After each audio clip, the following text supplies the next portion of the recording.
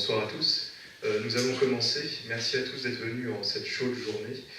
Bon, c'était un beau temps, mais vous avez fait l'effort de venir à cette conférence, donc un grand merci. Bon, vous connaissez tous à peu près le projet du CERF. D'ailleurs, je remercie M. Courtin qui nous avait donné l'occasion de le présenter à l'occasion du dernier repas du Cercle Jean-Pierre Calor sur Madame Elisabeth. Gauthier Boucher, qui est notre intervenant de ce jour, est doctorant en histoire sur la question du légitimisme dans l'Ouest. Tu as obtenu un master en histoire contemporaine en 2013, c'est ça, à la faculté de Nantes. Également, tu es conseiller communautaire et municipal de Saint-Nazaire, et puis tu es décoré de l'ordre de l'honneur et du mérite de la mémoire vendéenne pour tes travaux historiques sur la question des guerres de Vendée. Donc, bonjour Pauline. Bon, je ne vais pas être très long. Le CERF, qu'est-ce que c'est? C'est une association qui organise des conférences mensuelles, en particulier dans l'ouest de la France, et qui a vocation à proposer de la thèse doctrinale pour former les jeunes, notamment, parce qu'on sait pourquoi, on est dans un parti politique, mais on ne sait pas pourquoi on s'engage. Donc voilà, des approches historiques, littéraires, pour essayer de se cultiver et de s'ouvrir l'esprit. Donc je ne vais pas être plus long, on est déjà pas mal en retard. Vous avez un buffet qui se trouve juste derrière vous, comme vous avez pu le remarquer.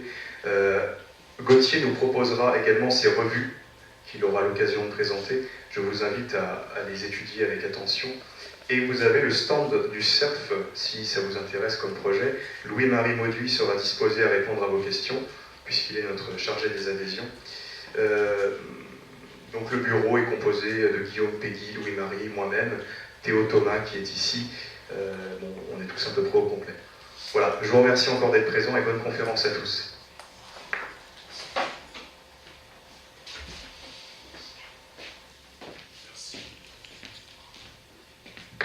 Merci Lucas pour cette introduction et merci au bureau du CERF qui me fait donc l'amitié de parler aujourd'hui devant vous d'un sujet qui est un sujet politique, métapolitique, culturel aussi on le verra, qui est cette forme particulière de royalisme dans l'ouest de la France et plus particulièrement dans le pays vantais, le Morbihan, qu'est le légitimisme. Merci de cette invitation, comme l'a rappelé Lucas, je fais effectivement une thèse en troisième année en ce moment sur le légitimisme dans l'Ouest.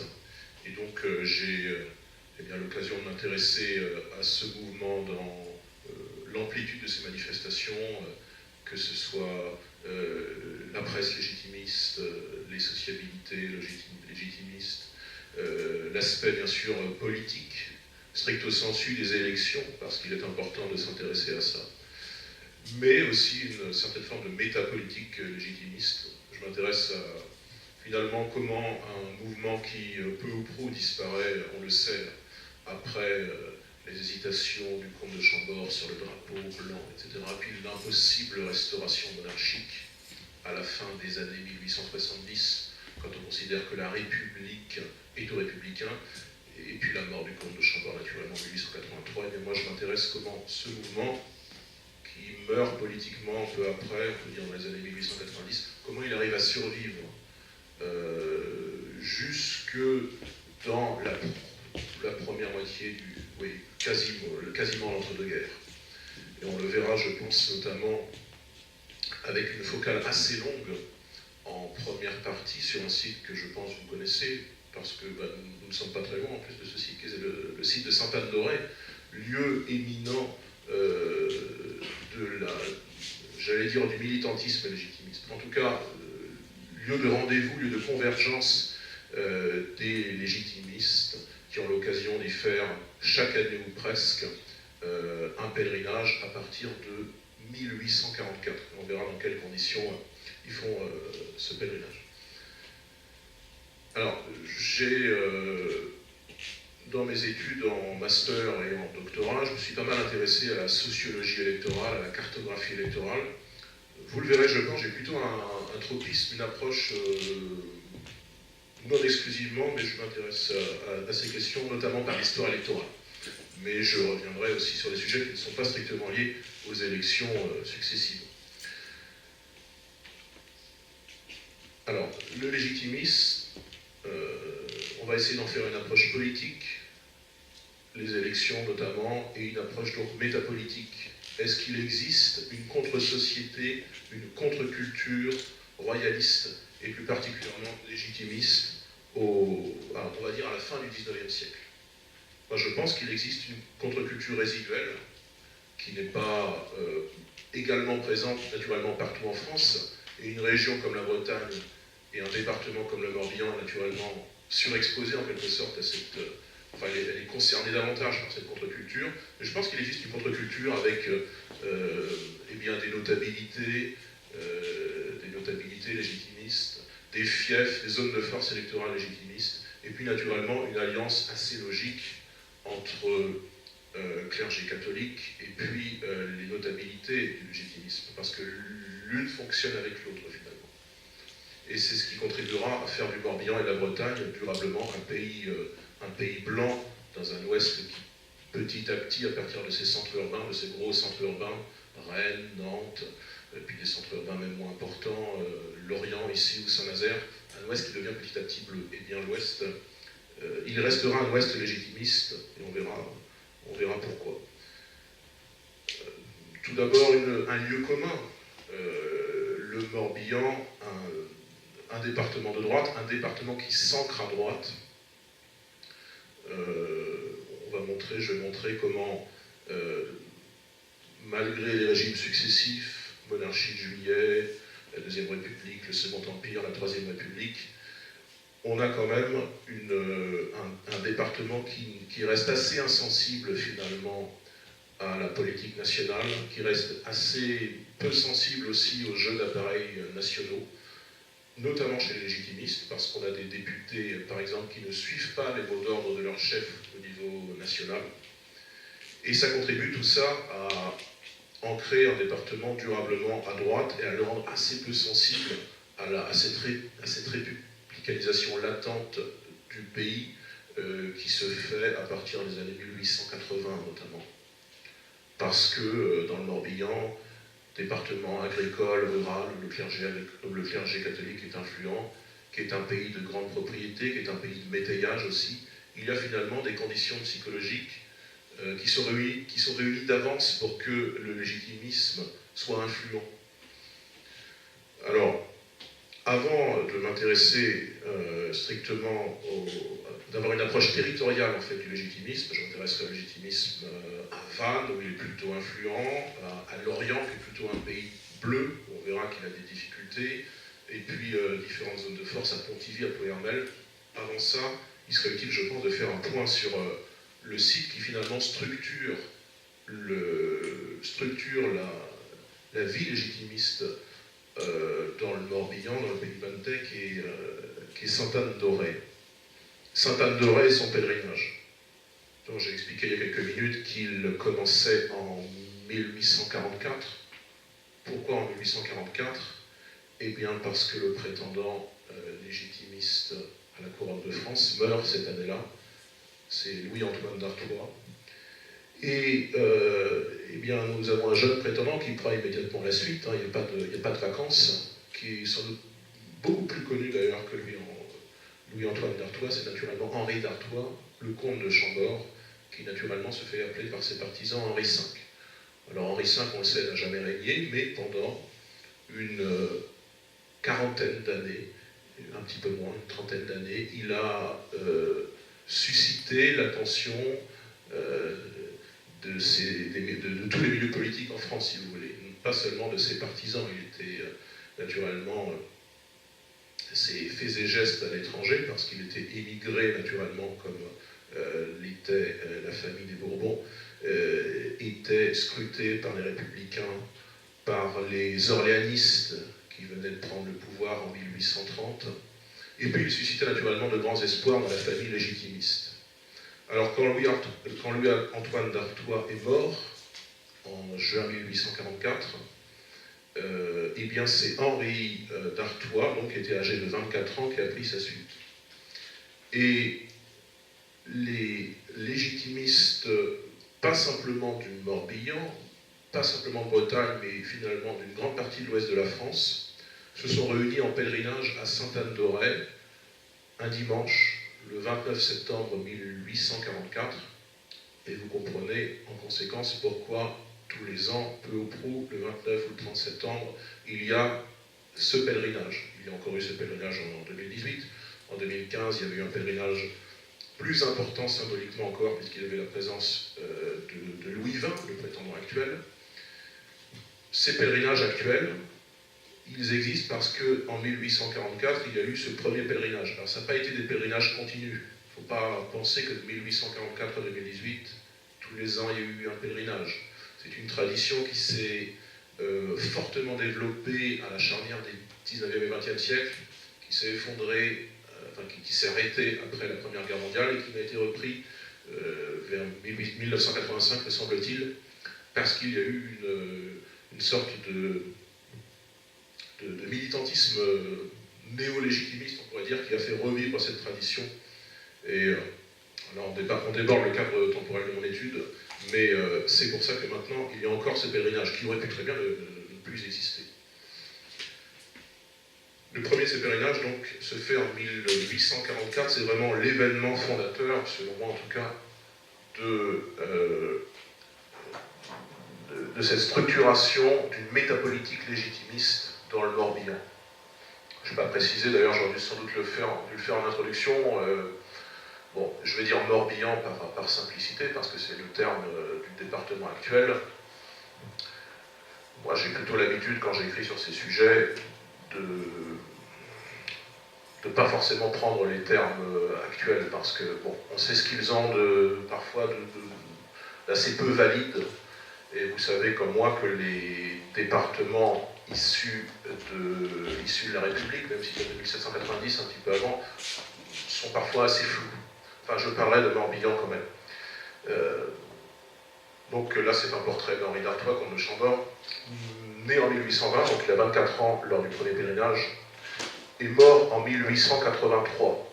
C'est pour ça qu'on dit souvent, un peu par simplicité, que finalement le légitimisme électoral a perdu toutes ses chances en 1883, puisque les prétendants suivants, le prétendant suivant, Jean III, qui vit en Espagne, bon, ça n'est plus du même niveau, si vous voulez, que le comte de Chambord, qui représentait encore quelque chose pour les légitimistes. Alors, Sainte-Anne-d'Auray, c'est aussi la présence de l'unique monument d'hommage au comte de Chambord. Si le pèlerinage commence en 1844, le monument, lui, n'est construit naturellement qu'après la mort enfin naturellement, moi ça me semble naturel, mais il est construit après la mort du comte de Chambord, entre 1889 et 1891. Il est à l'initiative de quelqu'un qui est un membre d'une grande famille de la Vendée militaire, qui est Charette de la Contrie. Eh bien, c'est un descendant de Charette qui fait construire, je pense qu'il ne l'a pas construit de ses mains, enfin il l'a fait construire, on va dire, qui fait construire ce monument, j'allais dire monumental, oui, très très important monument, je vais le décrire en quelques instants. Il y avait une initiative de Charette quelques années plus tôt à Legé, en Loire-Inférieure, de construire un monument identique, et puis ça n'avait pas fonctionné. Et ben là, ils réussissent à faire ce monument à Sainte-Anne-d'Auray. Et donc, les pèlerinages qui préexistaient, donc qui existaient de 1844 jusqu'à 1891, où il y avait déjà du monde, là, prennent une importance symbolique beaucoup plus grande, naturellement. Et ça draine d'autant plus de monde. On a du mal à imaginer maintenant, je ne sais pas combien il y avait de monde en 2018, je dirais qu'il y avait peut-être quelques centaines de personnes. On montera, j'y viendrai tout à l'heure, dans les meilleures années du pèlerinage de Sainte-Anne-d'Auray, à 8000 participants. Donc ça montre quand même la prégnance, la persistance, la résilience du légitimisme dans le paysage politique et même mental des habitants. Non seulement vis-à-vis du républicanisme radical qui tient lieu de pouvoir en France à cette époque-là, 1884, mais aussi d'une éventuelle résurgence de l'orléanisme, qui est perçu comme une usurpation naturellement. Et donc ce manifeste du Hézo il est proposé à la noblesse bretonne par un homme qui est un théologien, Louis Maupied, né en 1814 et mort en 1898, qui est évêque de Saint-Brieuc. Et cet hommage, enfin cette pétition, pardon, ce manifeste connaît un certain succès puisqu'il est signé par 52 représentants de la noblesse bretonne. Donc ça montre quand même que même en 1884, ce sont des nobles légitimistes, hein, naturellement, qui signent majoritairement. Même en 1884, il y a quand même le légitimisme vit de belles heures, hein, dans le Morbihan et en Bretagne, plus généralement. Et l'on constatera ensuite, dans le Morbihan, une sorte d'évolution du légitimisme, un petit peu loin de ses bases doctrinales initiales. On parlait toujours, au fond de son cœur, pour la restauration d'un roi, dont on a l'impression quand même qu'elle sera de plus en plus difficile au fur et à mesure que la République s'affirme. Mais, politiquement, après la mort du comte de Chambord en 1883, on a tendance à moins affirmer cette nécessité d'une restauration, à la fois restauration monarchique et restauration d'un certain ordre social. Alors on vire sur d'autres thèmes. Et nous avons un homme, par exemple, comme Régis Lestourbillon de la Garnache, qui lui va proposer à la charnière des 19e et 20e siècles une sorte d'hybridation entre légitimisme et régionalisme. Alors c'est pas le régionalisme comme nous le connaissons maintenant, qui est en partie, pas exclusivement, mais en partie un régionalisme plutôt de gauche. C'est pas l'UDB. C'est un régionalisme identitaire, catholique, patriote. C'est pas aussi un régionalisme indépendantiste. C'est un régionalisme, naturellement, qui veut simplement que la culture et l'identité bretonne soient mieux reconnues en France. Et donc nous avons cet homme que vous voyez dans un habit un petit peu particulier. Alors la photo a été prise à l'occasion d'un congrès celtique. Donc c'est pour ça qu'il est en tenue bretonne traditionnelle.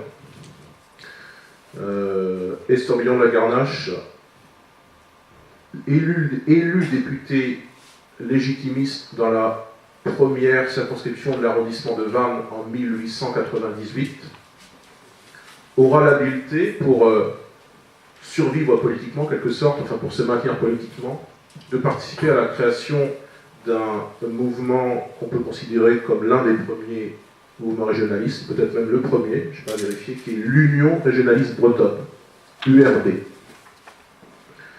qui est donc un parti régionaliste. Et en parallèle de ce parti, parti informel, on va dire, puisque j'ai expliqué que les partis n'existaient pas dans la loi avant 1901. Il y a quand même des partis qui existent à droite et à gauche à partir des années 1880. À gauche, le plus structuré, c'est le Parti ouvrier français à partir de 1879, Jules Guesde, le guédisme, l'ancêtre du socialisme en gros. Et à droite, nous avons, un peu plus tard, il est vrai, des partis régionalistes comme l'URB, et en 1902, un plus grand parti qui est un parti national, avec naturellement de fortes bases dans l'Ouest, qui est l'Action libérale populaire, de Jacques Cus. Voilà en gros la préhistoire des partis politiques à gauche et à droite. Pour revenir à Estourbillon de la Garnache, donc, il crée l'URB, et en parallèle, il prend la direction d'une revue, qui est la revue de Bretagne, donc qui est une revue régionaliste, aux côtés d'un homme qui s'appelle le comte de Lègue. Et donc nous avons une sensibilité régionaliste qui se manifeste à Vannes dans le milieu légitimiste. C'est plus un légitimisme comme il a existé par le passé, qui était, on disait à l'époque d'ailleurs, le chambordisme, c'est-à-dire l'attachement strict à la figure du comte de Chambord, le comte de Chambord ayant échoué politiquement, le comte de Chambord ayant mort, et bien le légitimisme évolue. Donc voilà la photo. Cette photo d'Estourbillon de la Garnache, j'ai dit qu'elle a été prise à un congrès, celtique. C'est une photo de 1904. Photo qui a été prise à l'occasion du Celtic Congress de Carnarvon en Pays de Galles. Voilà. Donc c'était aussi un homme qui faisait valoir ses idées en dehors des frontières, puisqu'il était présent dans les Pays de Galles pour défendre en quelque sorte sa vision du régionalisme. Nous avons aussi, dans la région de Vannes, Sarzeau, qui est un petit peu l'archétype de ce que sont les fiefs légitimistes à la fin du XIXe siècle, puisqu'à Sarzeau, nous avons l'exemple entre 1851 et 1944 de deux familles qui cumulent la municipalité et parfois, pas tout le temps, la députation. C'est vraiment une dynastie politique, enfin deux dynasties politiques qui ne font plus qu'un seul. C'est la famille Gouvelot et c'est la famille Francheville, qui ont des liens filiaux entre eux parfois. Donc on peut considérer qu'il y a un seul bloc, une seule dynastie familiale qui a géré la municipalité de Sarzeau pendant en gros un siècle. Et ça montre qu'il y a un aspect parfois, dans certains fiefs légitimistes, de transmission héréditaire. C'est pas un siècle en continu, hein, mais dans la majorité des années entre 1851 et 1944, il y a ces deux familles qui ont géré cette municipalité, ce qui montre cet aspect un petit peu étrange pour nous, observateurs politiques du XXIe siècle, mais qui n'était pas étrange à l'époque, c'est qu'en partie la politique, à droite, pouvait se transmettre de père en fils à l'époque. Bon, c'est un petit peu, à mon sens, et c'est pour ça que j'ai intitulé cette sous-partie, un archétype des fiefs légitimistes. C'est vraiment une zone de force du légitimisme et un endroit où on fait visiblement de la politique en famille, en se transmettant les mandats. Alors, voilà pour le pays vantais. La chose est bien différente, naturellement, à Lorient. Puisqu'à Lorient, on est un petit peu chez les Bleus, c'est-à-dire chez les Républicains. Si les Blancs sont les royalistes, les Bleus sont les Républicains. Je pense que vous êtes familiers avec cette typologie. À Lorient, nous avons naturellement la révolution industrielle. Nous avons donc une sociologie électorale, si vous voulez, qui initialement est assez semblable à celle du reste du Morbihan, mais qui va quand même assez rapidement, en gros à partir du Second Empire, et c'est bien acté durant la Troisième République, changer avec un électorat plus à gauche, un électorat ouvrier, prolétaire naturellement, et donc qui est assez sensible aux idées républicaines. Parce qu'il y a des activités industrielles à Lorient naturellement. Les premiers représentants, donc dans les années de la révolution industrielle, mais avant cette républicanisation, quand il y a encore des légitimistes, les premiers représentants, nous avons donc Labourdonnais, qui est... Labourdonnais, c'est un petit peu particulier, hein. Arthur de Labourdonnais, né en 1785, mort en 1844, qui en fait une seconde carrière à Lorient, qui est élu en 1837 et jusqu'à sa mort. Puisqu'il est élu, je pense, j'y reviendrai tout à l'heure à Bourdonnais. Il fait sa seconde carrière à Lorient. Le principal représentant du courant de pensée légitimiste, c'est un Hennebontais qui est Antoine de Fournas, né en 1803, mort en 1851, qui est élu au Conseil général du Morbihan dans le canton de Plouay, qui s'essaye ensuite une carrière parlementaire qu'il a bien du mal à engager parce que l'électorat commence progressivement à ne plus être sensible aux royalistes, si vous voulez. Et cette carrière, il a donc bien du mal à l'engager. Il échoue à la députation dans le 4e collège électoral du Morbihan, qui correspond en gros à l'arrondissement de Lorient, lors d'une élection partielle en 1844, face à un orléaniste qui est Pierre Gentil de Bussy. Il perd de nouveau en 1846. En 1848, pourquoi est-il élu ? Parce qu'il y a quand même le scrutin de liste, qui facilite un petit peu les choses. J'ai dit pour projeter un petit peu en avant qu'en 1871, il y avait eu énormément d'orléanistes, majorité orléaniste, énormément, un petit peu moins de légitimistes, qu'il y avait eu aussi la survivance de bonapartistes. c'est aussi parce qu'il y avait cette année-là un scrutin de liste. Et donc, c'était pas scrutin de liste départemental. Donc, ce n'était pas des candidats contre candidats dans les circonscriptions. La circonscription, c'était le département. Et donc, les blocs politiques, enfin, ce qui n'était pas encore les partis politiques, avaient tendance à faire des logiques de blocs et à faire des listes uniques. En Loire-Inférieure, par exemple, actuelle Loire-Atlantique, vous avez une liste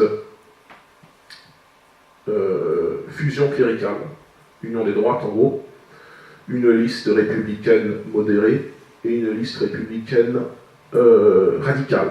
Les radicaux et les modérés, en gros, Waldeck-Rousseau et un homme qui s'appelait Ange Guépin, n'ont pas su s'allier, alors que toutes les droites en face étaient alliées, bonapartistes, orléanistes, légitimistes.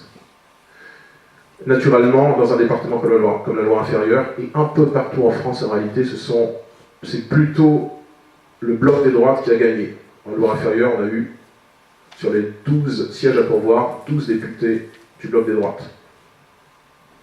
Donc ce monsieur qui a été élu au scrutin de liste en 1848, Fournas, après plusieurs échecs, on peut se dire, je n'ai pas vérifié strictement pour Fournas, mais il est quand même plus facile de se faire élire en scrutin de liste, même en étant mal placé, pour peu qu'il y ait une logique du vote utile en quelque sorte. Alors c'est un petit peu un anachronisme, on ne parle pas de vote utile au XIXe siècle, mais c'est un petit peu la même logique.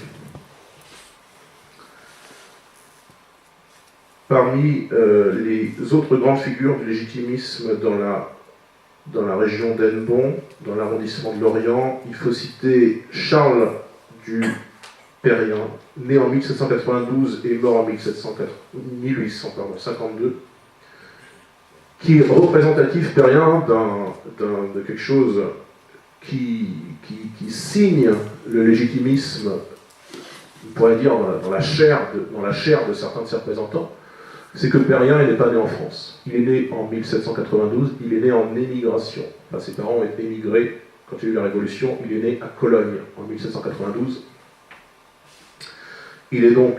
C'est donc un contre-révolutionnaire, bon, rien d'étonnant, enfin c'est un contre-révolutionnaire en armes, je veux dire, qui, revenu en France, devient officier pour Louis XVIII, dont le père, revenu en France, est conseiller général. Eh bien, Perrien prend la succession de son père au conseiller général du Morbihan en 1830, sans pour autant qu'il s'occupe trop de politique, parce qu'il ne fait pas de politique apparemment durant la monarchie de Juillet. Mais il est élu sous la Deuxième République. Là encore, au scrutin de liste. Et donc, c'est pas très étonnant qu'il soit élu, dans son cas, 11e sur 12. Bon.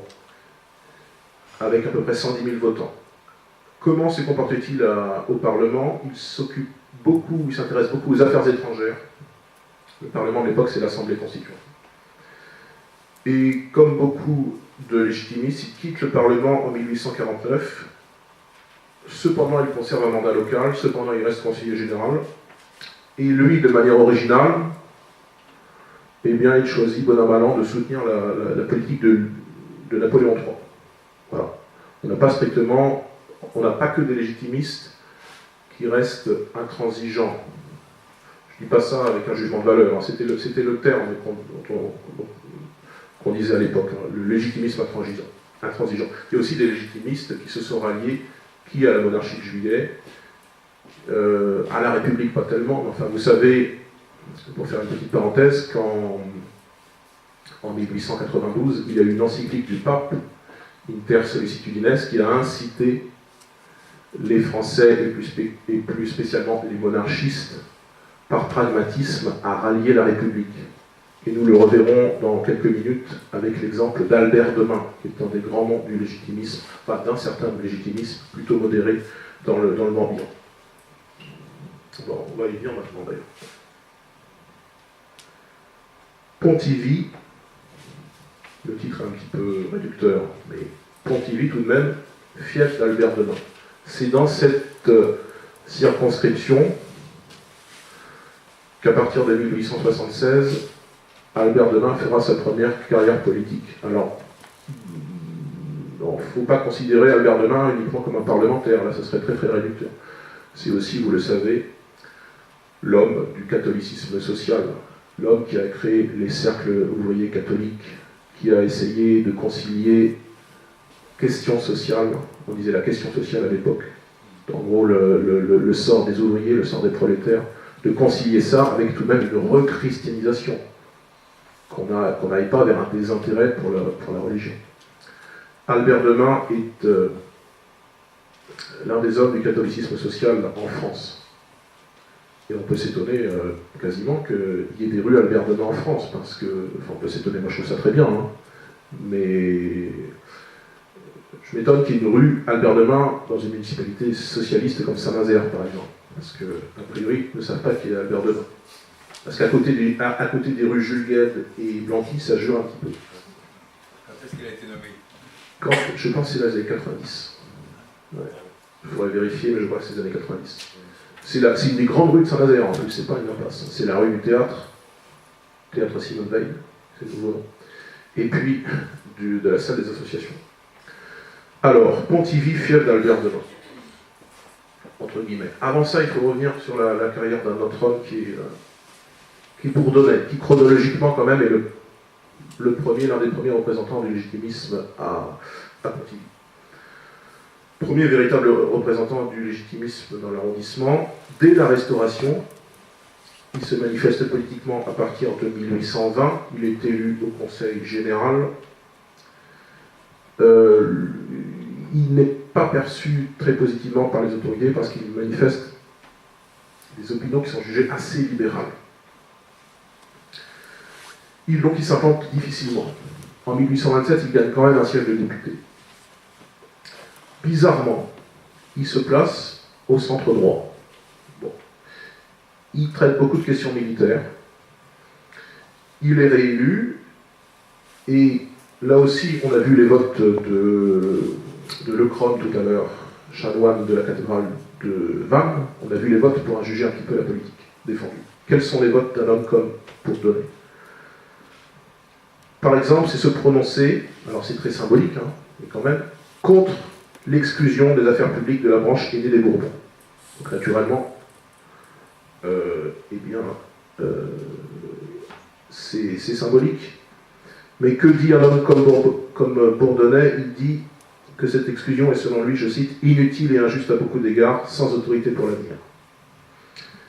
Il est battu en 1831 et il ne retrouve la Chambre qu'au bout de 6 ans. Et là, il est élu à Lorient. Je vous ai expliqué tout à l'heure que Bourdonnais avait fait une seconde carrière à Lorient à partir de 1837. Il part de Pontivy et il se fait élire à Lorient. Enfin, il vit à Lorient et notamment il se fait élire à Lorient. Il faut citer aussi, et je l'ai mis dans le désordre d'ailleurs, je crois que c'est la dernière. Un notable de Malestroit qui est, alors je suis désolé, je passe ça dans le désordre, qui est Charles de la Monneraie. Parce qu'on va essayer d'avoir une approche chronologique. On a eu un petit défaut sur le PowerPoint. Charles de la Monneraie, élu conseiller général en 1843 et qui finit sa carrière politique en 1892. Donc faites le calcul, ça fait un demi-siècle. C'est pas qu'une carrière d'élu local, il est aussi parlementaire, il n'a pas ses mandats en continu, il ne sera pas le même homme en 1843 politiquement qu'en 1892. Bon, ce qui est assez classique en politique, hein. On n'est pas rigide et fixe dans ses positions, dans ses opinions politiques. Sa carrière politique est vraiment hors norme par sa durée, un demi-siècle donc, et par ses fluctuations. Il est donc élu au Conseil général, dans le canton de Malestroit. Il s'essaye à la fin du Second Empire, c'est la législative de 1869, à une carrière parlementaire, % des suffrages, contre un orléaniste qui est un ancien député qui est en fin de parcours, qui est Thomas Cacado. C'est amusant pour l'anecdote, donc 52% pour Monneraie, 44% des suffrages pour Thomas Cacado, et puis on a un troisième candidat qui fait 4% des voix, qui est Jules Simon. Jules Simon, qui sera président du Conseil des ministres sous l'heure vraiment de la République aux Républicains. Je pense que c'est les années 1880. Pas complètement sûr, mais c'est la première décennie de la Troisième République. Donc Jules Simon, pour l'instant, est un candidat déçu qui n'est pas encore parlementaire. 4% des voix. La Monneray la Monneray n'est pas légitimiste quand il est élu en 1869. Donc, dans l'opposition par rapport au régime impérial qu'est le Second Empire. Il n'est pas légitimiste pour l'instant, il est centriste, on peut dire, dans une sorte de tiers-parti. Il va devenir légitimiste ensuite, à la faveur de ce fameux raz-de-marée conservateur dont j'ai parlé en introduction de février 1871. Et là, on voit les vertus du scrutin de liste, parce qu'il est élu, il est en 4e position sur 10 candidats, il est élu avec 57 000 suffrages. On est à une époque de suffrage universel direct masculin. C'est pas à toutes les élections qu'il y a eu ça. Je ne suis pas revenu parce que ça ne me semble pas utile, mais il y a eu des séquences électorales où c'était réservé à des grands électeurs, etc. Là, en 1871, c'est scrutin suffrage universel. Mais sous Napoléon III, ne pensez pas qu'il n'y avait pas de suffrage universel. Hein, c'est pas ce que je veux dire. C'était suffrage universel. C'était suffrage universel sous les élections du Second Empire aussi. Et notamment les fameux plébiscites impériaux. Et notamment le plébiscite de 1870. Un petit peu avant la guerre franco-prussienne. Donc, Monneray est initialement plutôt centre-gauche, plutôt dans une sorte de tiers-parti dans l'opposition au Second Empire, réélu en 1871 dans une logique de bloc des droites dans le Morbihan. Donc, on ne peut pas considérer, là je parle de Pontivy, on ne peut pas considérer que Monneray soit élu à Pontivy, hein, puisque c'est encore une fois un scrutin départemental en 1871. On élit des députés pour le département, pas de circonscription, et en gros il y a des blocs de listes qui s'affrontent et on vote au chef-lieu de canton. Donc là en l'occurrence, les habitants du canton de Malestroit ont voté dans un bureau centralisateur unique à Malestroit. Bon, c'est anecdotique. Donc, un homme comme Monneray, qui est plutôt centre-gauche en 1869, va devenir beaucoup plus à droite dans la législature 1871-1876, qui est donc la première législature de la Troisième République. Il va, de manière significative, s'inscrire à une des réunions. Je vous ai dit qu'il n'y avait pas de parti, ni parti ni groupe parlementaire tout à l'heure, mais il y avait ce qu'on appelle des réunions. Les chevaux légers, les réservoirs, c'était les noms des proto-partis de l'époque. Et les réservoirs, c'est la réunion au sein de laquelle Monneray a fait partie. Et il siège plutôt sur les bancs d'extrême droite.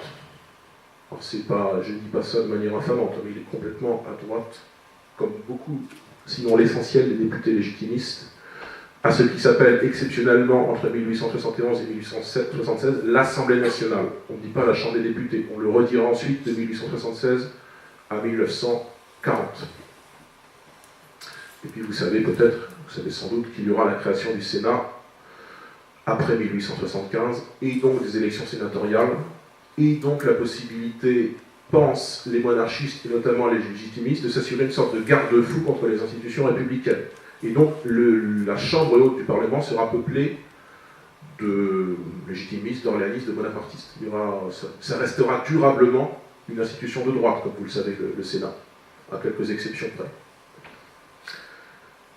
Pour revenir au sujet, donc, Monneray, qui est passé au légitimisme, on peut dire, après un passage au centre-gauche. Quels sont ses votes, lui aussi?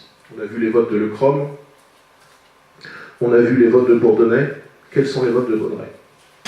Symboliquement, il demande à l'Assemblée nationale que soit rétablie la monarchie. Bon, ça ne mange pas de pain, naturellement. Ça n'a aucune conséquence. Il demande que soient abrogées les lois d'exil contre les Bourbons. Ce qui est intéressant, c'est qu'il vote en faveur du septennat présidentiel, c'est-à-dire qu'il vote en 1875 pour que le mandat du président de la République, qui est le président de la République, fonction qui est établie le 31 août 1871 avec la loi Rivet. Le premier président de la troisième, c'est Adolphe Thiers, qui sera renversé en 1873.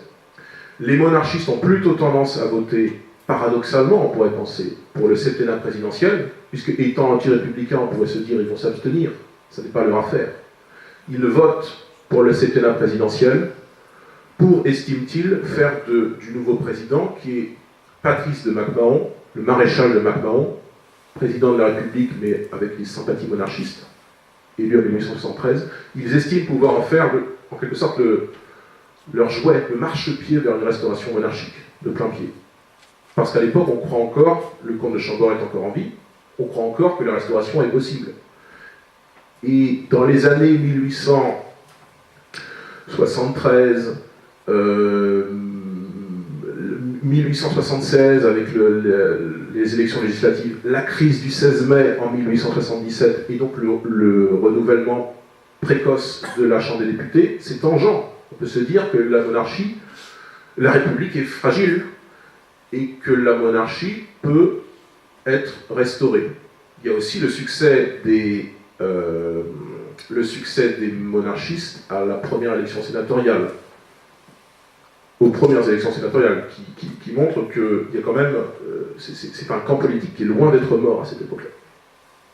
Et donc, un homme comme Monneret vote pour le septennat présidentiel. Voilà pour les deux. Chronologiquement, j'étais bien obligé de présenter Bourdonnais et Monneret avant le comte de Main, même si, honnêtement, je pense que le comte de Main a beaucoup plus d'importance. Et je vais y revenir beaucoup plus en détail. Parce que le comte de Main donc, est postérieur à ces deux figures premières du légitimisme à Pontivy. Le comte de Main, donc Albert de Main, moi j'estime que c'est une figure nationale. Bon, ça c'est un fait, hein, c'est vraiment quelqu'un qui est très connu, enfin, à l'époque, d'un légitimisme qui est quand même un légitimisme modéré, et qui va de plus en plus se modérer, à telle enseigne que de légitimistes élus en 1876, Main basculera dans le camp des ralliés après 1892, après l'encyclique Inter Sollicitudines, et donc il figurera au nombre de ces personnes qui estiment que bon, la République vaut bien une messe en quelque sorte, on peut se rallier à la République. Tout ça naturellement contribuera à affaiblir d'autant plus le légitimisme. Donc il est élu Main la première fois en 1876. Élection législative générale en France, 5 mars 1876. Il est élu donc avec à peu près 11 000 voix face aux républicains Cadoret, mais l'élection est invalidée. Et donc nous avons une partielle qui confirme Main contre un autre représentant qui est Marguet, un autre représentant du camp républicain qui est Marguet. Pour revenir à la première élection de Main, en mars 1876, donc dans l'arrondissement de Pontivy, sur un arrondissement une circonscription, là on revient aux circonscriptions pour le coup, qui sont les arrondissements, c'est-à-dire les sous-préfectures. Dans une circonscription de 51 communes, il y a 10 communes où le vote est à plus de 85% pour l'un ou l'autre. Le vote est plutôt majoritaire dans ces 10 communes pour le légitimiste qu'est Main. Ça va de 85 à 99% des suffrages exprimés. Qu'il y avait eu aussi la survivance de bonapartistes, c'est aussi parce qu'il y avait cette année-là un scrutin de liste. Et donc que ce n'était pas scrutin de liste départemental. Donc ce n'était pas des candidats contre candidats dans les circonscriptions. Les circonscriptions, c'était le département. Et donc les blocs politiques enfin ce qui n'était pas encore les partis politiques, avaient tendance à faire des logiques de bloc et à faire des listes uniques. En Loire-Inférieure, par exemple, actuelle Loire-Atlantique, vous avez une liste fusion cléricale, union des droites en gros, une liste républicaine modérée et une liste républicaine radicale. Les radicaux et les modérés, en gros, Waldeck-Rousseau et un homme qui s'appelait Ange Guépin, n'ont pas su s'allier. Alors que toutes les droites en face étaient alliées. Bonapartistes, orléanistes, légitimistes. Naturellement, dans un département comme la Loire-Inférieure, et un peu partout en France en réalité, c'est plutôt le bloc des droites qui a gagné. En Loire-Inférieure, on a eu, sur les 12 sièges à pourvoir, 12 députés du bloc des droites.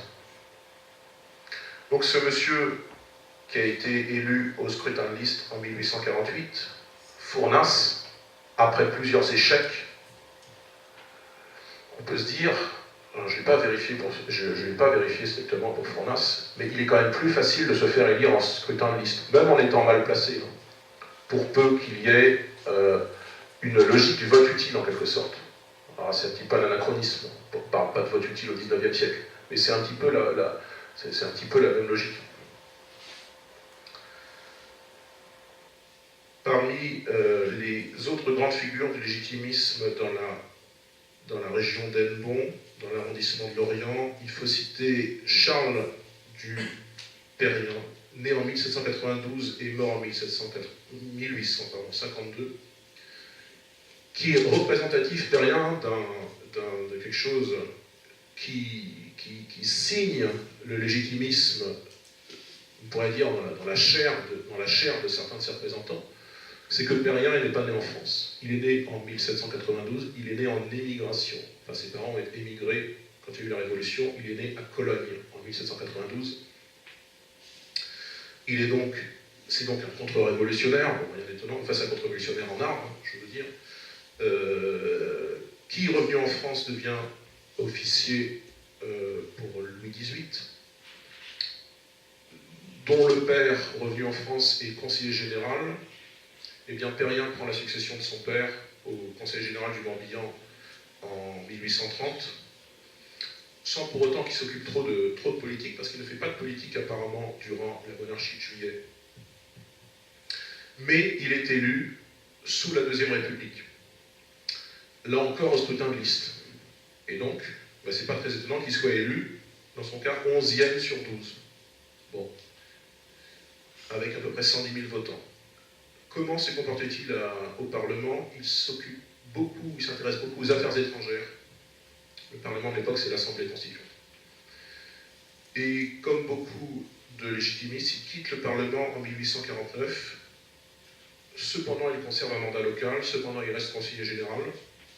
Et lui, de manière originale, eh bien, il choisit, bon an mal an, de soutenir la politique de Napoléon III.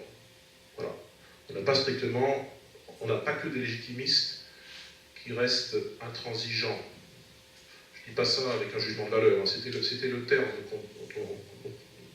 qu'on disait à l'époque, hein, le légitimisme intransigeant. Il y a aussi des légitimistes qui se sont ralliés, à la monarchie de Juillet, à la République pas tellement, enfin vous savez, pour faire une petite parenthèse, qu'en 1892, il y a eu une encyclique du pape, Inter Sollicitudines, qui a incité les Français, et plus spécialement les monarchistes, par pragmatisme, à rallier la République. Et nous le reverrons dans quelques minutes avec l'exemple d'Albert Demain, qui est un des grands noms du légitimisme, enfin d'un certain légitimisme plutôt modéré dans le Morbihan. Bon, on va y venir maintenant d'ailleurs. Pontivy, le titre est un petit peu réducteur, mais Pontivy tout de même, fief d'Albert Demain. C'est dans cette circonscription qu'à partir de 1876, Albert Demain fera sa première carrière politique. Alors, il ne faut pas considérer Albert Demain uniquement comme un parlementaire, là ça serait très très réducteur. C'est aussi, vous le savez, l'homme du catholicisme social, l'homme qui a créé les cercles ouvriers catholiques, qui a essayé de concilier question sociale, on disait la question sociale à l'époque, en gros le sort des ouvriers, le sort des prolétaires, de concilier ça avec tout de même une rechristianisation, qu'on n'aille pas vers un désintérêt pour la religion. Albert Demain est l'un des hommes du catholicisme social en France. Et on peut s'étonner quasiment qu'il y ait des rues Albert Demain en France, parce que, enfin, on peut s'étonner, moi je trouve ça très bien, hein, mais je m'étonne qu'il y ait une rue Albert Demain dans une municipalité socialiste comme Saint-Nazaire, par exemple, parce que, a priori, ils ne savent pas qu'il y a Albert Demain. Parce qu'à côté des rues Juliette et Blanqui, ça joue un petit peu. Qu'est-ce qu'il a été nommé? Je pense que c'est les années 90. Ouais. Il faudrait vérifier, mais je crois que c'est les années 90. C'est une des grandes rues de Saint-Nazaire, en plus, c'est pas une impasse. C'est la rue du théâtre, théâtre Simone Veil, c'est le nouveau nom. Et puis, de la salle des associations. Alors, Pontivy, fief d'Albert Demain, entre guillemets. Avant ça, il faut revenir sur la carrière d'un autre homme qui bourdonnait, qui chronologiquement quand même est l'un des premiers représentants du légitimisme à Pontivy. Premier véritable représentant du légitimisme dans l'arrondissement, dès la Restauration, il se manifeste politiquement à partir de 1820, il est élu au Conseil général. Il n'est pas perçu très positivement par les autorités parce qu'il manifeste des opinions qui sont jugées assez libérales. Donc il s'implante difficilement. En 1827, il gagne quand même un siège de député. Bizarrement, il se place au centre droit. Bon. Il traite beaucoup de questions militaires. Il est réélu. Et là aussi, on a vu les votes de Lecronne tout à l'heure, chanoine de la cathédrale de Vannes. On a vu les votes pour en juger un petit peu la politique défendue. Quels sont les votes d'un homme comme Bourdonnais? Par exemple, c'est se prononcer, alors c'est très symbolique, hein, mais quand même, contre l'exclusion des affaires publiques de la branche aînée des Bourbons. Donc naturellement, c'est symbolique. Mais que dit un homme comme Bourdonnais? Il dit que cette exclusion est, selon lui, je cite, inutile et injuste à beaucoup d'égards, sans autorité pour l'avenir. Il est battu en 1831 et il ne retrouve la Chambre qu'au bout de 6 ans. Et là, il est élu à Lorient. Je vous ai expliqué tout à l'heure que Bourdonnais avait fait une seconde carrière à Lorient à partir de 1837. Il part de Pontivy et il se fait élire à Lorient. Enfin, il vit à Lorient et notamment il se fait élire à Lorient. Il faut citer aussi, et je l'ai mis dans le désordre d'ailleurs, je crois que c'est la dernière. Un notable de Malestroit qui est, alors je suis désolé, je passe ça dans le désordre, qui est Charles de la Monneraye. Parce qu'on va essayer d'avoir une approche chronologique. On a eu un petit défaut sur le PowerPoint. Charles de la Monneraye, élu conseiller général en 1843 et qui finit sa carrière politique en 1892. Donc faites le calcul, ça fait un demi-siècle. C'est pas qu'une carrière d'élu local, il est aussi parlementaire, il n'a pas ses mandats en continu, il ne sera pas le même homme en 1843 politiquement qu'en 1892, bon, ce qui est assez classique en politique, hein. On n'est pas rigide et fixe dans ses positions, dans ses opinions politiques. Sa carrière politique est vraiment hors norme par sa durée, un demi-siècle donc, et par ses fluctuations. Il est donc élu au Conseil général, dans le canton de Malestroit. Il s'essaye à la fin du Second Empire, c'est la législative de 1869, à une carrière parlementaire. Il est élu, à peu près 52% des suffrages, contre un orléaniste qui est un ancien député qui est en fin de parcours, qui est Thomas Carcado. C'est amusant pour l'anecdote, donc 52% pour Monneraye, 44% des suffrages pour Thomas Carcado, et puis on a un troisième candidat qui fait 4% des voix, qui est Jules Simon. Jules Simon qui sera président du Conseil des ministres sous l'heure vraiment de la République aux Républicains. Je pense que c'est les années 1880. Pas complètement sûr, mais c'est la première décennie de la Troisième République. Donc Jules Simon, pour l'instant, est un candidat déçu qui n'est pas encore parlementaire. 4% des voix. Lamonneray est... Lamonneray n'est pas légitimiste quand il est élu en 1869, donc dans l'opposition par rapport au régime impérial que le Second Empire. Il n'est pas légitimiste pour l'instant, il est centriste, on peut dire, dans une sorte de tiers-parti. Il va devenir légitimiste ensuite, à la faveur de ce fameux raz-de-marée conservateur dont j'ai parlé en introduction de février 1871. Et là, on voit les vertus du scrutin de liste, parce qu'il est élu, il est en 4e position sur 10 candidats, il est élu avec 57 000 suffrages. On est à une époque de suffrage universel direct masculin. C'est pas à toutes les élections qu'il y a eu ça. Hein. Je ne suis pas revenu, parce que ça ne me semble pas utile, mais il y a eu des séquences électorales où c'était réservé à des grands électeurs, etc. Là, en 1871, c'est scrutin, suffrage universel. Mais sous Napoléon III, ne pensez pas qu'il n'y avait pas de suffrage universel, hein, c'est pas ce que je veux dire. C'était suffrage universel, sous l'élection du Second Empire aussi. Et notamment les fameux plébiscites impériaux, et notamment le plébiscite de 1870, un petit peu avant la guerre franco-prussienne. Donc, Monneray est initialement plutôt centre-gauche, plutôt dans une sorte de tiers-parti dans l'opposition au Second Empire, réélu en 1871 dans une logique de bloc des droites dans le Morbihan. On ne peut pas considérer, là je parle de Pontivy, on ne peut pas considérer que Monneray soit élu à Pontivy, hein, puisque c'est encore une fois un scrutin départemental en 1871. On élit des députés pour le département, pas de circonscription, et en gros il y a des blocs de listes qui s'affrontent et on vote au chef-lieu de canton. Donc là en l'occurrence, les habitants du canton de Malestroit ont voté dans un bureau centralisateur unique à Malestroit. C'est anecdotique.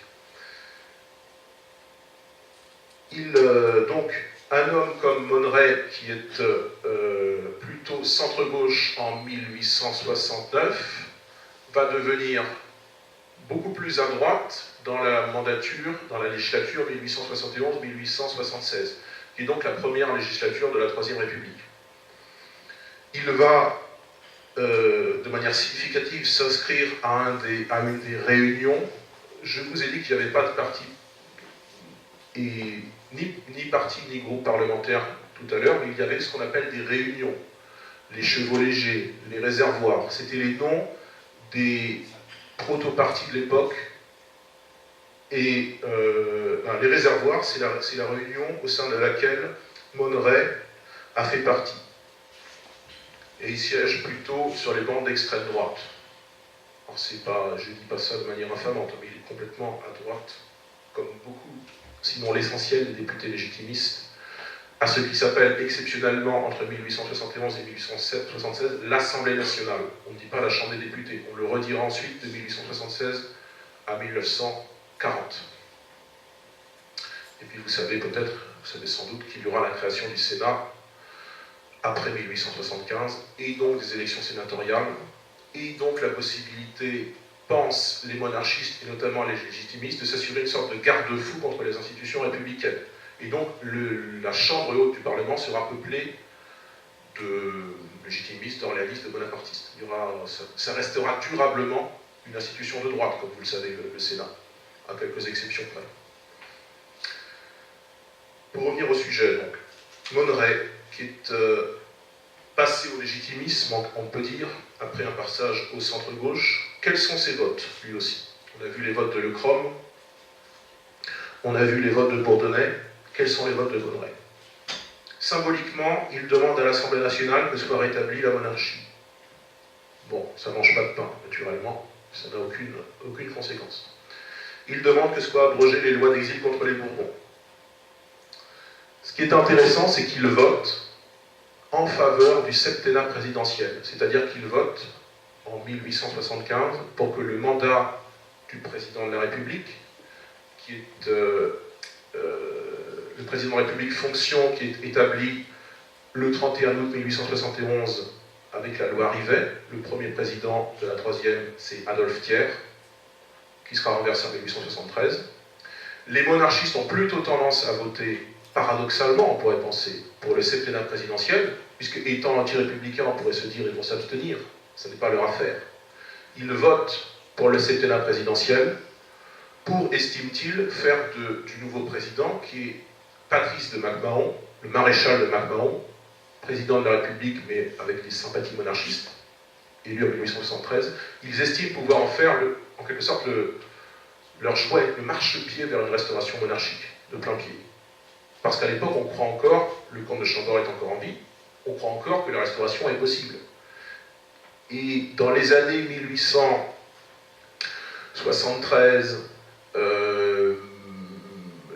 1876, avec les élections législatives, la crise du 16 mai en 1877, et donc le renouvellement précoce de la Chambre des députés, c'est tangent. On peut se dire que la monarchie, la République est fragile, et que la monarchie peut être restaurée. Il y a aussi le succès des monarchistes à la première élection sénatoriale, aux premières élections sénatoriales, qui montrent qu'il y a quand même, c'est un camp politique qui est loin d'être mort à cette époque-là. Et donc, un homme comme Monneray vote pour le septennat présidentiel. Voilà pour les deux. Chronologiquement, j'étais bien obligé de présenter Bourdonnais et Monneray avant Main, avant le comte de Main, même si, honnêtement, je pense que le comte de Main a beaucoup plus d'importance. Et je vais y revenir beaucoup plus en détail. Parce que le comte de Main, donc, est postérieur à ces deux figures premières du légitimisme à Pontivy.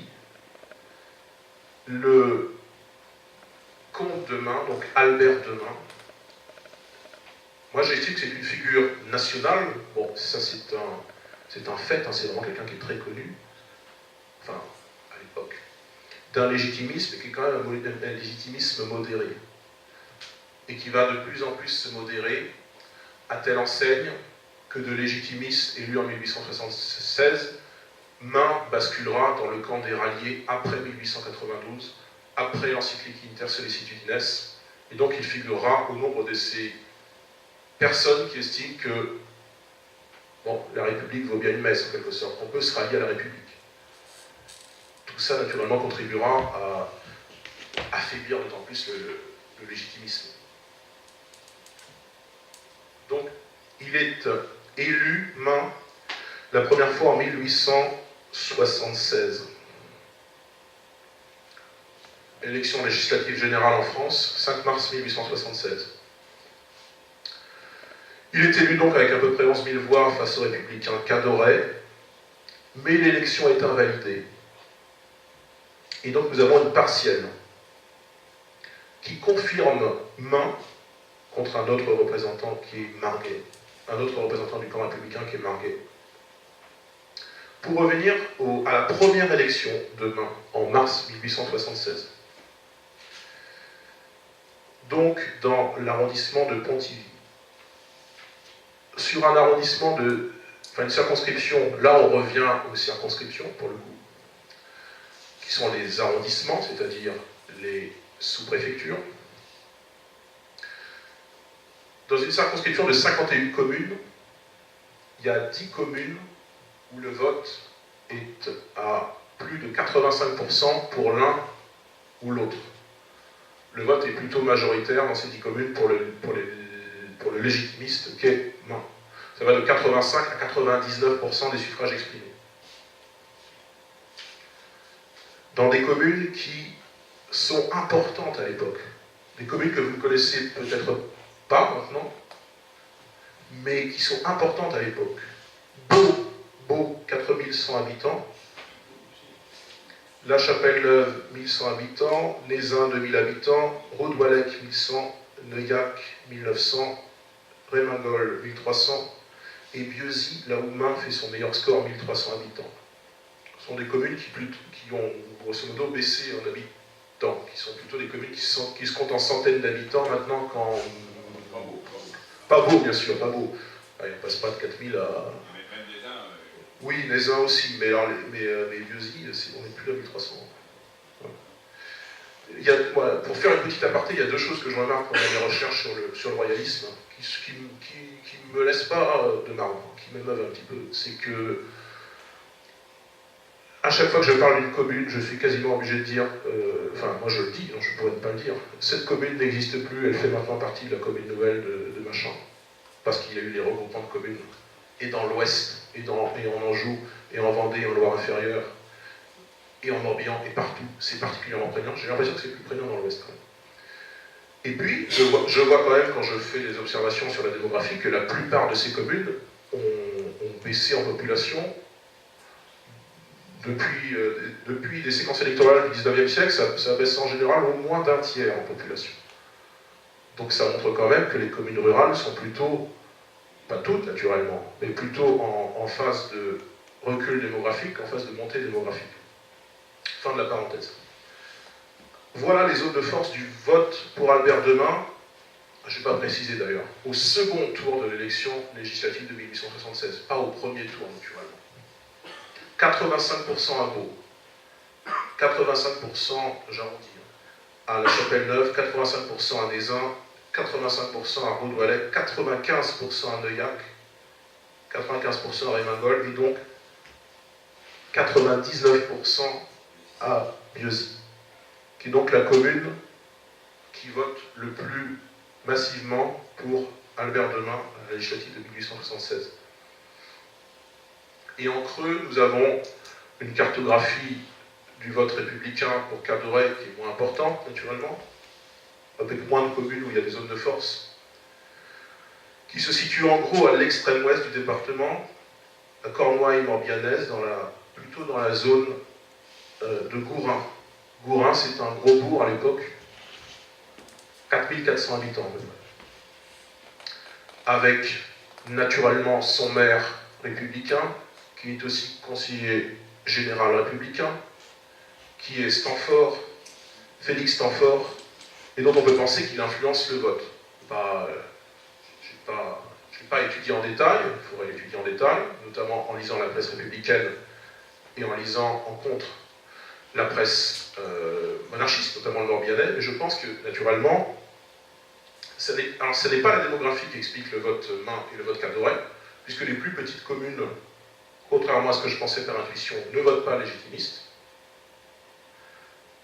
Mais je pense que c'est plutôt l'influence des bourgs, et notamment de ce conseiller général et maire, qui est Stanford, qui doit influencer les communes proches, si vous voulez. Et notamment les communes où Cadoret, le républicain, fait ses meilleurs scores, un étiage de 85% des suffrages exprimés, à Lorgoélan, à Saint-Aignan, à Séguien. J'ai mis en illustration une photo de Séguien. Alors ne vous figurez pas que parce que Séguien vote à 85% républicain, ce soit industrialisé, ce soit riche, c'est rural comme l'essentiel du pays, de Pontivy. Voilà une photographie du village de Séguien, plutôt au début du XXe siècle. On est dans la décennie 1900. Voilà à quoi ressemblaient nos ancêtres il y a un peu plus d'un siècle. Donc, pour revenir à Albert Demain, nous avons la photographie, oui c'est la photographie, je pense, c'est pas une peinture, c'est une photographie. Première élection donc en 1876, une invalidation, mais une reconfirmation par le suffrage des électeurs à une partielle fin 1876. Quand il y a ces élections qui n'étaient pas prévues, encore une fois, de 1877, pas prévues parce qu'il y a eu la crise parlementaire du 16 mai, où MacMahon a failli, c'était tangent pour lui, il est resté quand même au pouvoir jusqu'en 1879. En 1877, Main a été réélu. Je précise en aparté qu'en 1876, on a eu une majorité républicaine à ce qui était redevenu la Chambre des députés, qui n'était plus l'Assemblée nationale. Donc la majorité orléaniste et légitimiste était terminée. En 1876, on a eu une majorité forte, donc républicaine, pas républicaine radicale, républicaine plutôt modérée, Cette majorité s'est un petit peu étiolée en 1877. Ils ont perdu un petit peu de voix. Alors qu'il y a eu une campagne en 1877 qui était nationale, d'ampleur. En 1877, vous avez notamment ce discours de Léon Gambetta, qui est un petit peu connu. Ils devront bien se soumettre ou se démettre. C'est de cette époque que datent ces discours, ce militantisme républicain un petit peu agressif. Et bien en 1877, quand même, la majorité républicaine était légèrement plus tassée qu'en 1876.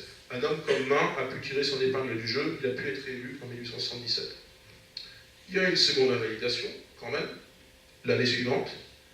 Et là, à la partielle de 1879, c'est coup près pour lui, il est battu à 1500 voix près, à peu près 1200 voix près, à la partielle de février 1879.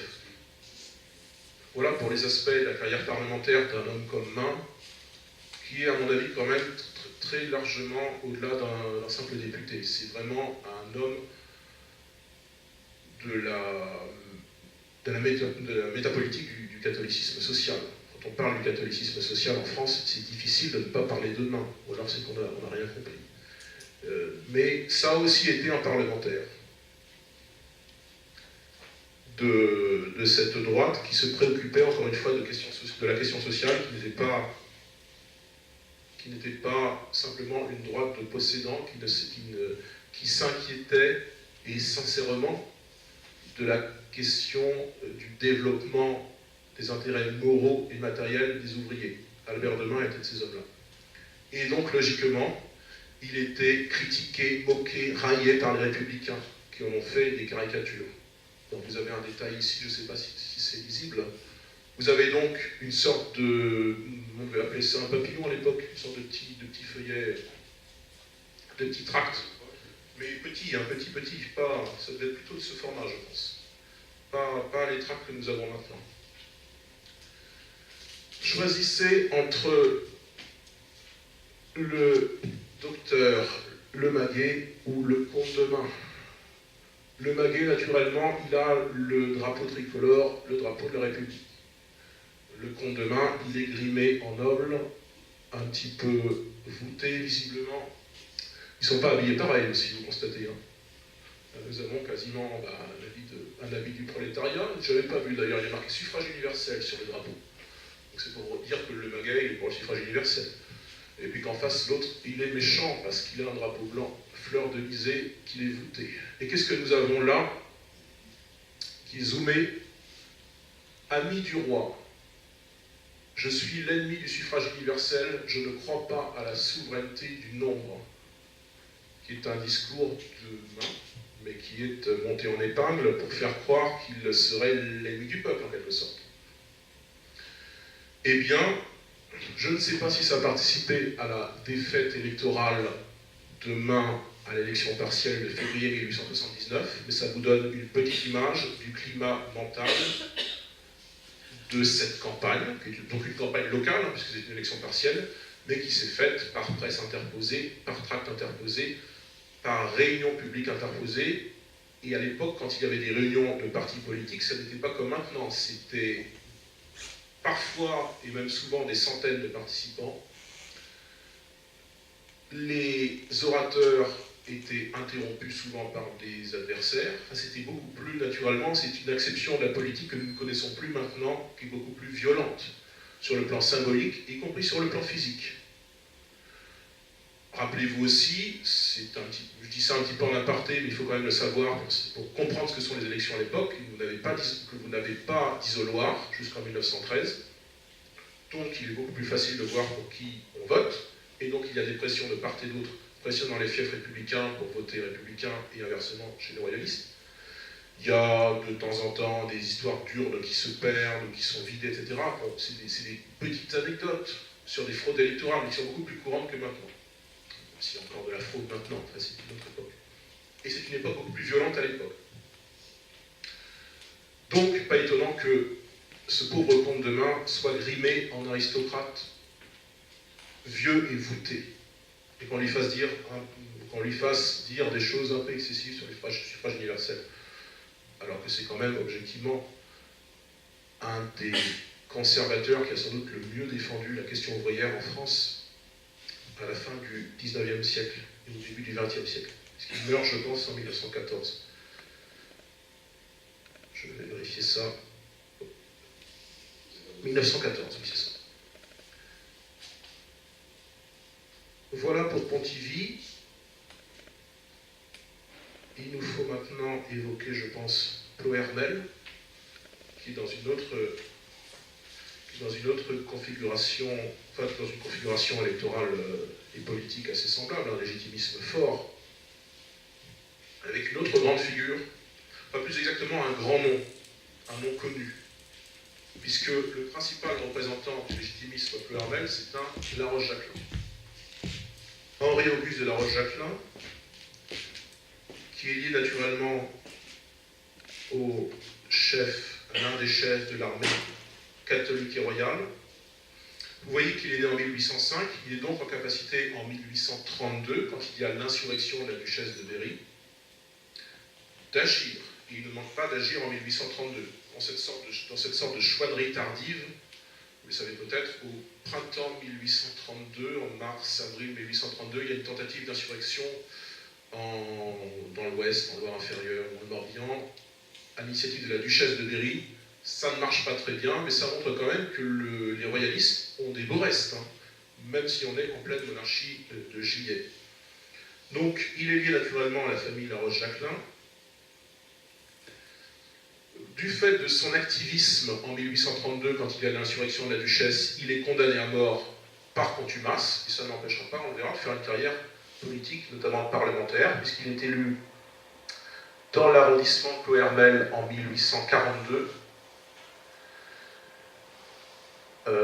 Alors, certainement, on ne peut pas vraiment savoir, on pourrait savoir un petit peu en lisant la presse. Je pense quand même que la Roche-Jacquelin, qu'on connaisse l'importance de cette famille dans la Vendée militaire et qu'on connaisse l'activisme récent de cet homme en 1832, ça a dû jouer, je pense, sur le suffrage des électeurs. Puisqu'il est élu donc en 1842, c'est pas une victoire nette pour autant, puisqu'il est élu dans un suffrage qui est très très censitaire, 128 voix contre 125. Son adversaire orléaniste, qui est Alphonse Borel de Civry, à 125 voix, lui en a 128. Pour faire une parenthèse, il y a un avantage avec le suffrage censitaire et le suffrage des grands électeurs, c'est qu'il permet de bien apprécier quels sont les électorats, comment votent les notables en gros. Puisqu'il suffit quasiment, c'est pas mécanique, mais il suffit quasiment de voir les voix d'un candidat pour se dire, tiens, eh bien, en 1842, il y a eu en gros 128 légitimistes pour voter pour La Roche-Jacquelin. C'est pas mécanique, mais ça donne une appréciation quantitative quand même. Il crée une assise politique qui est quand même amenée à durer, il a un parcours à la Chambre, un parcours politique assez rocambolesque quand même. Il est élu donc en 1842. Alors on a vu les votes de Lecrom, de Bourdonnais, de Monneret. Quels sont les votes d'un homme comme Roche-Jacquelin? Il est actif sur les dossiers de la réforme électorale, il est actif sur la liberté d'enseignement, qui est un sujet cher aux royalistes naturellement. Et il vote comme ses semblables, pour tout ce qui concerne les lois d'exil. Et il y a une polémique qui le fait connaître un petit peu en janvier 1844, qui est l'affaire de la flétrissure. Ce sont 5 députés légitimistes à qui on reproche d'avoir rendu un hommage au comte de Chambord à Belgrave Square, où il est en exil, parce qu'il n'est plus en France naturellement. Eh bien, nous avons 5 députés légitimistes qui lui rendent hommage, et ça ne plaît pas au Parlement qui émet une protestation officielle, ce qu'on appelle la flétrissure. Eh bien, pour protester contre cette protestation, La Roche-Jacquelin démissionne. Il a un rapport un petit peu sanguin comme ça à son mandat. Je ne sais pas s'il y a un parlementaire qui serait fâché en ce moment, en 2018, je ne sais pas s'il démissionnerait, parce que pour se faire réélire, bon. À l'époque, ça se faisait, ça s'est fait pas mal. Pensez bien plus tard à Boulanger, qui, bon, n'était pas un politique, Boulanger. qui s'est fait élire dans un nombre incalculable de départements à la faveur d'une partielle en mai ou en juin 1888, qui est arrivé à la Chambre des députés le 4 juin 1888, qui a fait un discours, on dirait populiste maintenant, un long discours, et qui, voyant que ce qu'il proposait n'allait pas s'appliquer, a démissionné. Bon, on peut trouver ça un petit peu fantasque. Boulanger a été réélu ensuite. Et puis ensuite, bon, l'affaire du boulangisme a cessé en 1889. Mais il y a eu à l'époque des parlementaires comme ça qui faisaient des démissions spectacles. Hein, ça n'était pas, ça a pu arriver. Alors Jacquelin démissionne en février 1844. C'est pas très risqué pour lui, puisqu'en mars 1844, il est réélu. Et là, on peut apprécier réellement la vertu du suffrage censitaire. Enfin, une des vertus, c'est qu'il a plus de voix qu'en 1842, et donc on peut estimer qu'il y a un peu plus de notables légitimistes qui ont voté pour lui. On peut à peu près les quantifier. Il y en avait 125 en 1842. Et là, il y en a 155. Ça veut dire qu'entre 1844 et 1842, dans la circonscription de Ploërmel, nous avons 30 nouveaux grands électeurs qui se sont proches du légitimisme. Donc augmentation de à peu près un quart. Voilà. Bon, anecdotique, mais ça permet de quantifier un petit peu les choses.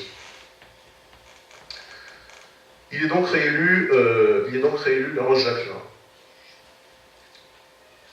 L'avènement de la Deuxième République, paradoxalement, ne sonne pas sa fin comme ça a pu sonner la fin de beaucoup de légitimistes, puisqu'il reste en poste, mais alors il va sacrément évoluer sur le plan politique. Alors, de manière anecdotique, la Gazette de France suggère son nom à la présidence de la République. Bon, naturellement, ça ne se fait pas. Vous n'ignorez pas qu'on n'a pas eu de président Jacquelin, ça se saurait. Puisqu'en 1848, nous avons eu l'élection avec un vote de scrutin un peu particulier, suffrage universel direct, ça sera plus refait jusqu'en 1965. L'élection de Louis-Napoléon Bonaparte, 75% des suffrages exprimés. Derrière, on a des petites candidatures un peu... On a Cavagnac, qui représente les Républicains, modéré. On a Lamartine, qui est un artiste, bon, donc il fait un score d'artiste. Et puis, on n'a pas La Roche-Jacquelin, qui a été proposé par la Gazette de France, mais qui n'a pas été candidat. Bon, c'est anecdotique. Mais il reste donc député,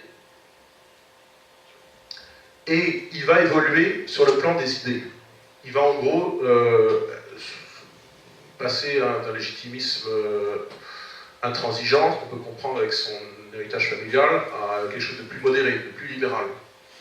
Il va se proposer notamment il va proposer à l'Assemblée législative, donc le Parlement de l'époque, pour que le peuple se prononce par référendum sur la nature du régime, la République ou la monarchie.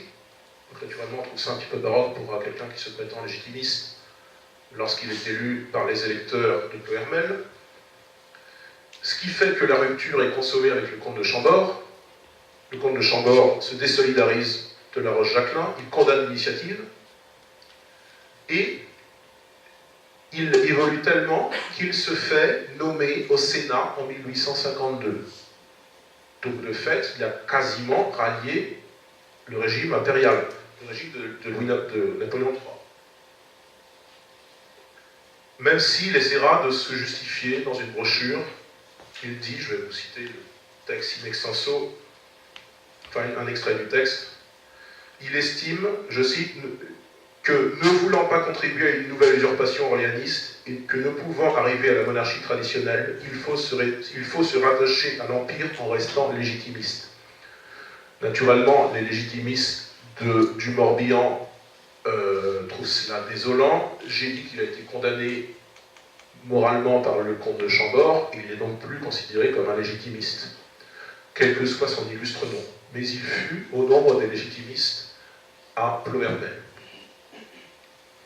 Et puis, il faut revenir sur Josselin et l'influence des Rohan-Chabot, avec un homme qui est Charles de Rohan-Chabot de Léon, fils d'un pair de France, qui est jusque-là conseiller municipal de Gaillac. Gaillac, c'est pas dans le Morbihan, naturellement, c'est dans le Tarn. Il fait une carrière parlementaire à Josselin. Il gagne la circonscription qui couvre Ploërmel, donc l'arrondissement de Ploërmel, à l'élection législative de 1876. Donc là, scrutin uninominal à 2 tours, scrutin d'arrondissement. Et on ne vote plus comme en 1871 dans les chefs-lieux de canton. On peut revoter dans les communes, ce qui, naturellement, participe à il y a beaucoup plus de participation électorale. Voilà brièvement pour Josselin, qui conserve assez tardivement son statut de fief légitimiste. Et là, il y a aussi une dimension de transmission quasiment héréditaire, puisque nous avons il y a des députés comme ça pendant plus de 40 ans, jusqu'à la mort de Rohan-Chabot, qui est le fils et successeur d'Alain de Rohan-Chabot dans sa circonscription. Il transmet le mandat à son fils, qui meurt au combat. Durant la Première Guerre mondiale. Voilà pour un portrait territorial, enfin une approche territoriale du légitimisme, une approche électorale aussi. On a fait une approche un petit peu métapolitique avec Sainte-Anne-de-Ré en introduction. Je n'ai pas parlé, il faut parler brièvement de la presse légitimiste, qui tourne principalement autour d'un titre, qui est Le Morbihanais, qui est le grand journal royaliste du Morbihan, qui est assez puissant pour absorber d'autres journaux. Et symboliquement, il absorbe le Petit Breton, Journal du Peuple en 1891, et symboliquement, il absorbe le Lorientais Télégramme en 1895. J'ai expliqué pourtant que l'Orient était progressivement un fief bleu, une zone républicaine. Le fait qu'un journal royaliste absorbe un journal qui est de l'Orient montre qu'il y a quand même une capacité de résilience de ce mouvement, même dans des terres qu'on peut penser où il n'est pas forcément très puissant électoralement notamment.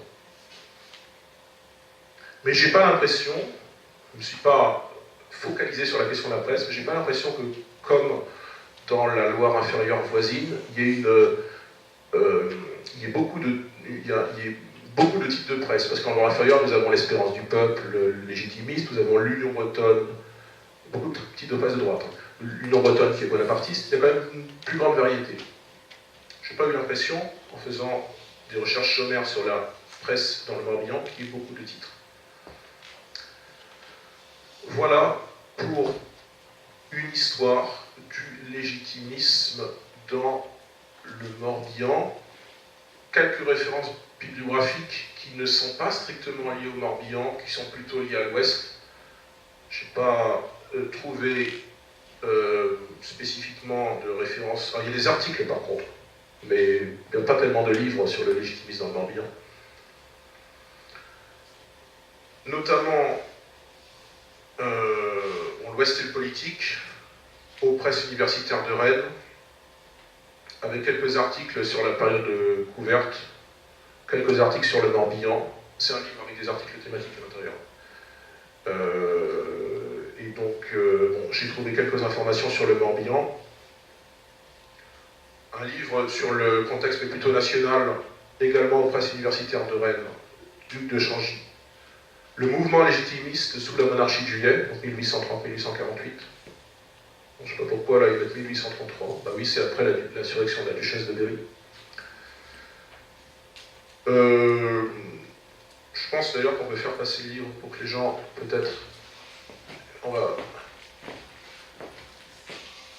se comporter comme des gens de gauche, on va faire partager le savoir un petit peu. Bon, c'est pas strictement sur le légitimisme, mais il y a quelques bonnes entrées sur cette question, notamment l'entrée intitulée Légitimisme et l'entrée intitulée Albert Demain, qui m'ont pas mal servi.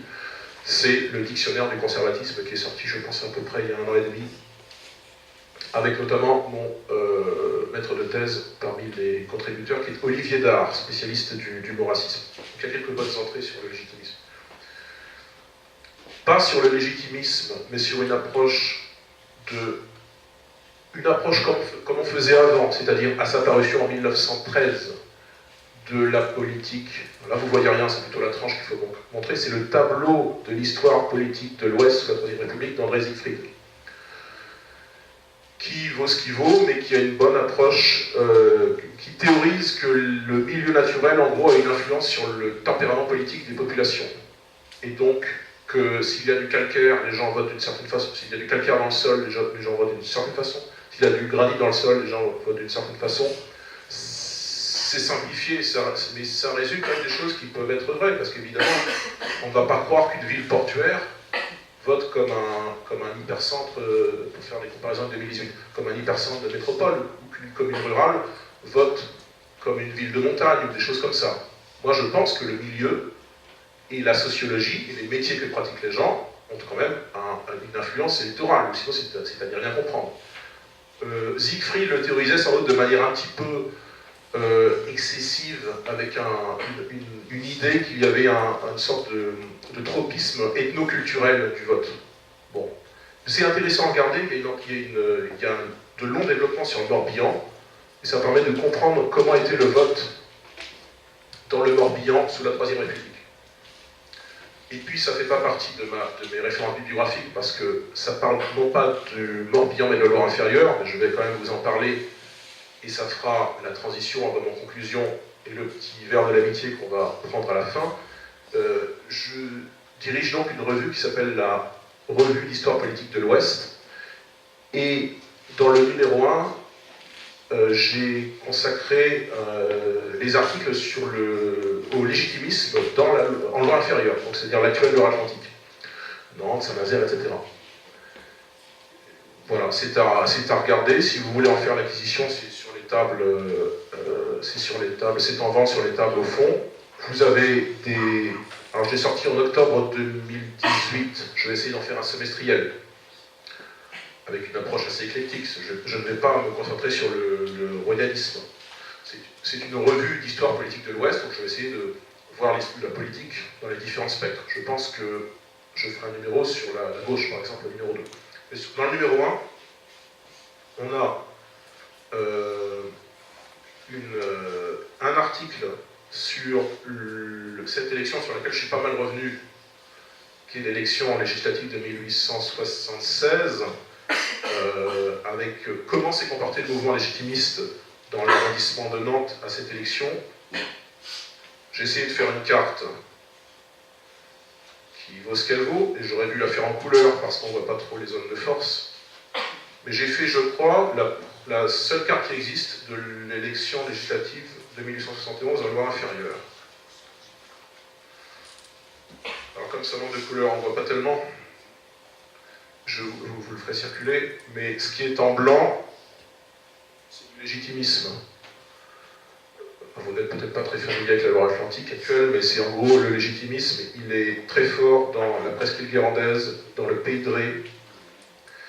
Ce qui est de cette couleur-là, c'est le vote bonapartiste, très fort dans la région de Châteaubriand, le Castelbriantais, et le vote foncé qui normalement devrait être en bleu, j'ai mis en bleu foncé.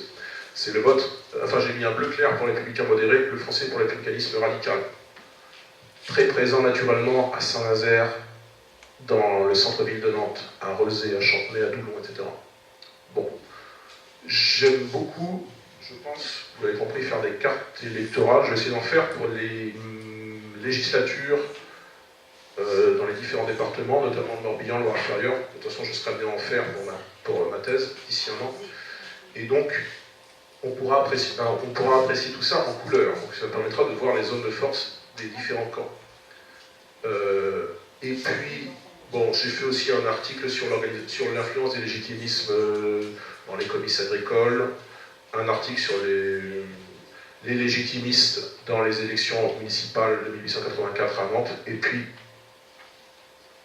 une notice biographique assez longue d'une figure du légitimisme qui est Édouard de Monty de Rosé, qui est un des cadres du légitimisme en lower inférieur. Je pense qu'on peut faire circuler, et puis donc c'est à la vente, à la fin, au fond de la salle. Merci de votre écoute, et merci à Lucas et au bureau du CERF pour m'avoir invité à cette conférence donc, sur le légitimisme. J'ai toujours plaisir à venir à vos conférences. Je commence à être habitué à venir. Je n'ai pas pu me rendre à Tours à l'université, j'en ai été désolé, mais j'ai plaisir à me rendre à Vannes, où je suis heureux qu'il y ait une structure qui propose comme ça un cercle de réflexion, parce qu'effectivement, pour agir politiquement, il faut sans doute se former sur le plan des idées. C'est utile qu'il y ait CERF, donc adhérer, cotiser, et puis venez aux réunions du CERF, que cette structure ne soit pas éphémère et qu'elle continue à essayer de défendre une autre vision du politique qui est celle de la formation politique. Voilà, c'est utile, je pense. Merci de votre écoute, et puis eh bien, je pense qu'on va prendre le verre de l'amitié. Merci.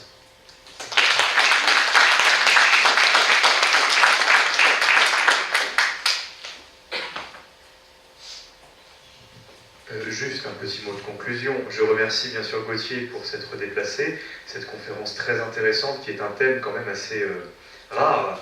En tout cas, je crois que c'est la première fois qu'on abordait ce sujet dans le Morbihan. Et je sais que ce public ici présent ce soir fait aussi l'histoire du légitimisme. Et donc, vous êtes partie intégrante de ce sujet. S'il y a des questions-réponses, je vais... Voilà. Quelqu'un a des questions peut-être ? Oui, Benoît Courtin, je vous écoute. Merci pour cette conférence, c'est très intéressant. Vous l'avez dit tout à l'heure, le légitimisme est évidemment lié au cours de Chambord, donc la mort du cours de Chambord est un élément essentiel, bien sûr, une rupture. Est-ce que vous savez un peu comment se sont réparties les forces à partir de la mort du cours de Chambord? Entre les royalistes qui sont restés vraiment légitimistes, avec Jean France, ceux qui sont ralliés d'Orient, ceux qui sont sortis de la politique, est-ce que vous savez à peu près comment ça se joue en Morbihan?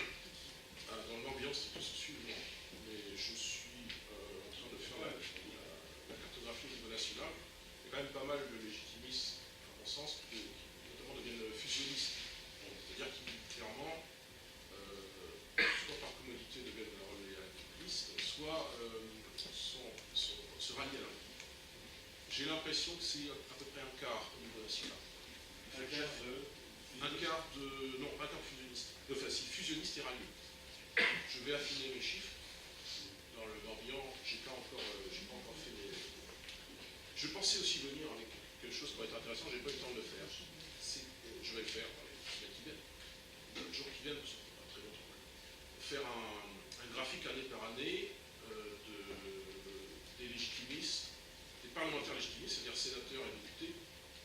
J'ai d'ailleurs un peu plus parlé de députés que de sénateurs là. Et puis voir le rapport de force dans le Morbihan où j'ai différents départements, je sais pas. Voir quel est le rapport de force de chaque fraction politique en quelque sorte. Les oralistes représentants, les bonapartistes représentants. J'ai une bonne vision sur certains départements, vu que c'est un conséquence électorale. Et là, je pense, et ma thèse sera, je suppose, originale sur ce point, parce qu'il y aura des cartes qui n'existent pas, et il y aura aussi des graphiques qui n'existent pas, qui montreront sur le temps long, c'est-à-dire en gros de 1832 à, je ne sais pas quand j'arrêterai, ces années d'entre-deux-guerres, quels sont les rapports de force de chaque fraction politique dans la douzaine de départements que j'étudie. Et là, vous aurez une réponse plus exhaustive pour lui. Je publierai aussi dans ma revue et sur Internet. Pour répondre indirectement à votre question, je pense que c'est à peu près un quart de ralliés et de fusionnistes au niveau national.